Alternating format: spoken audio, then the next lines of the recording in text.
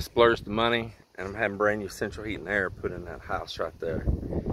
Getting rid of the propane side of it on the central heat and going to electric.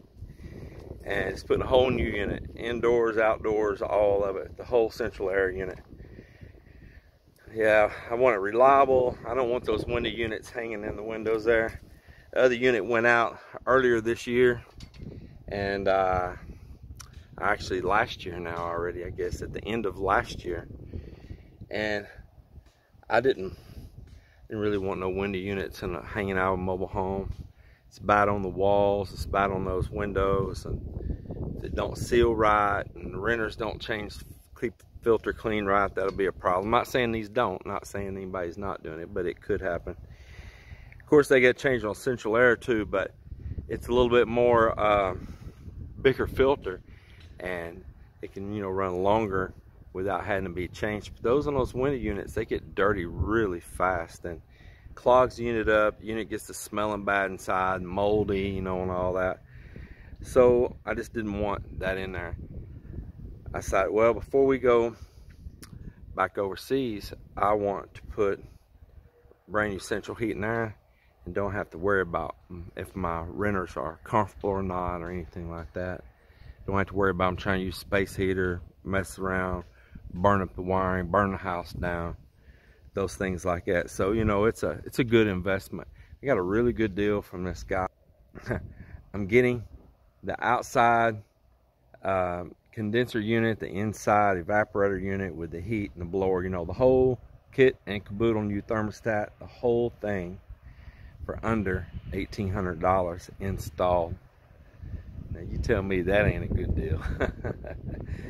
I priced with some companies around here, some of these AC companies, and man, they were trying to hit me from $5,000 to $6,000 to install one in there. I said, there ain't no way in HE double hockey sticks I'm gonna do that. Patrick did that on his house. He spent that kind of money. He had to make payments on it, but I wasn't gonna do it. Just waited, stay patient, and happened to come across the right guy. They had the right state of mind. He's got some rentals himself, plus he's an HVAC guy, licensed HVAC. There you go. Once again, winter, chicken dinner. Miss Melinda picked some persimmons right here. These are wild persimmons, so they're small. Like a Chinese or Japanese persimmon might be bigger around than that tape measure, way bigger around that tape measure. About the size of an apple, you know. But these are little wild ones, but still just as delicious. Very delicious. She picked some of these little greens. She brought them in. She's going to set them out and let them ripen. That is pretty cool, you know, just natural food off the land right there. Getting another group of eggs ready to set. I think after they lay today, we'll definitely have enough to fill our slots there. It's time of year that the egg production is starting to go down. But we'll get all these right here going and get another batch started. Wondering to yourself, why in the world are you hatching off chicks when you're going to be going to the other side of the country, other side of the world, not the country, other side of the world, other side of the planet? Well, you know, we believe in being self-reliant, whether it's, I'm going to sit here on the fender of the trailer, whether it's being here in the U.S. and Texas or being over in the Philippines. We like being self-reliant and think ahead. And, you know, look at this supply chain stuff going on right now in the U.S. And it's not just stuff coming from abroad, even here within the country itself, shortage of truckers, states with their different rules and mandates happening. It's just a stirred up pot, you know, right now. It's just a mess. Well, that can break down things like your meat productions, like your poultry plants, your pork plants, even, you know, beef as well. Beef is being probably least affected between pork and chicken right now, but it all is having issues. Everything is, all kinds of stuff, your canned goods, everything. And then you get a little bit of people that want to go into like a hoarding type state. You know, they want to make a run on something, they want to panic buy, and so then that affects and disrupts the market too. Well, I wouldn't say that we're preppers, I would just say that we're sensible, that we're just prepared. Now, prepping and being prepared, you know, that word, you know, is pretty much synonymous, right? The word prep and prepare. But prepare means for anything. Prepare for a hard winter. You know, a lot of times the term prepping goes to people that's ready to bug out. They're waiting for Armageddon, you know. And we're not waiting for Armageddon. We don't want Armageddon. We're not inviting it in. We're keeping the door closed on Armageddon. But like any sensible people, you've got to think ahead. You've got to have supplies for anything that can happen. Look at this bad weather that happened and turned everything around here as white as snow as this trailer in Texas while we was gone this past year. Well, what if we're here? What if we're here and that happens? We need to have food supply. What if things turn, you know, for the worse again, and our supply chain continues to get disrupted? You need to have, you know, some backup sources of food for a little while.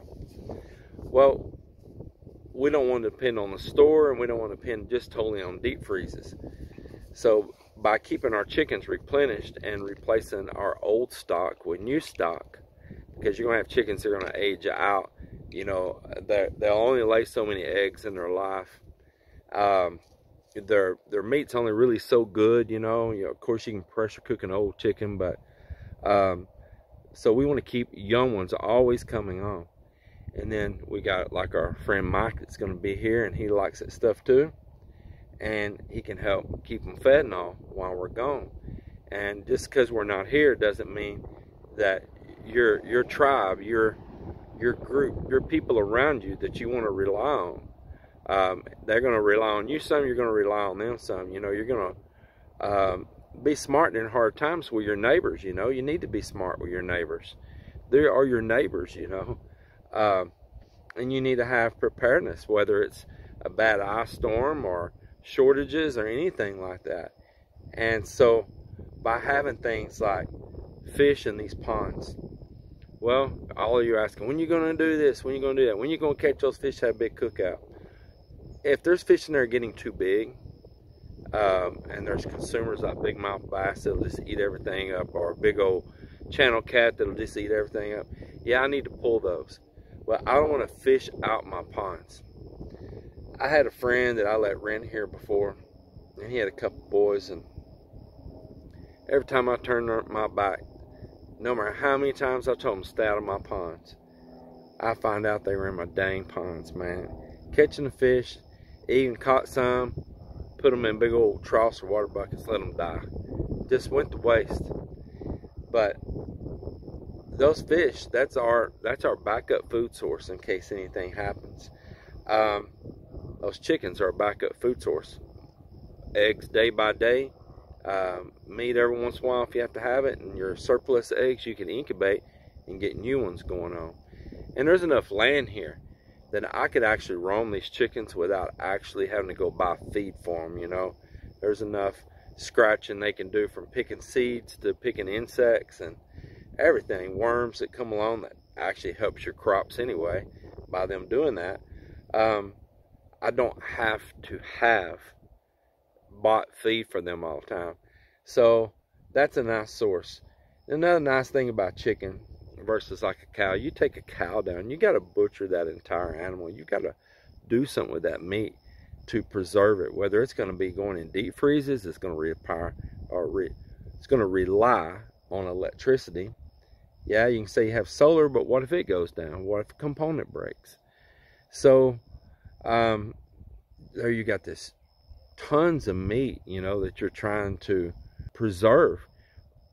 You're only going to want so much jerky, you know. Smoked meats only last so long. And then there's the health factor. Like, you can say, well, you're going to salt certain meats. All of that salt's not good for you, all that sodium that you put in there. So the nice thing is chickens, you can take it like as you need. You can leave it on the hoof. You can leave it on the foot and take it as you need. Small amount of meat. You're not taking down a whole big animal. You got to think about those things, you know. You absolutely got to think about that. Quail would probably be good to have.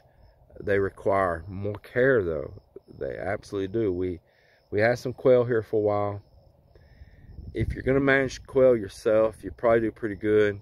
But if you gotta rely on others and a little bit more unique care they gotta have, it's probably not gonna be easy to turn others loose to take care of the quail as it is like chickens. You know, you can definitely diversify turkeys, all that stuff, but all in all, of turning grains, turning insects, all that into protein, chicken's still the best deal. That's why they're all the way around the planet being raised. Probably any country you can find on the earth, you know, they're still going to be the best deal. Well, I just want to explain that, you know, you like to say, we're not preppers, but we are self-reliant. We do try to have solar. We don't always try, we do have solar. We do have our own water sources. I don't pay a water bill on this side of the planet. I don't pay a water bill on the other side of the planet.